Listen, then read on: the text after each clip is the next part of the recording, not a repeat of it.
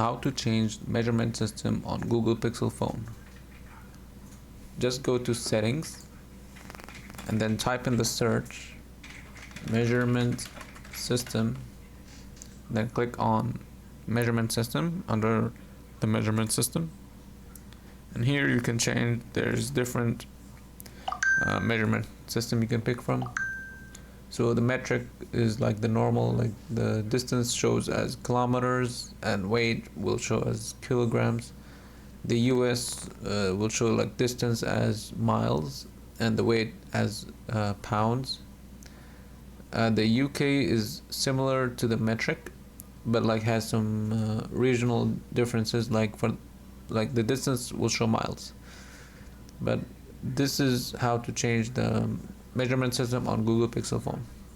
If you find this video helpful, please subscribe to the channel. Thanks for watching.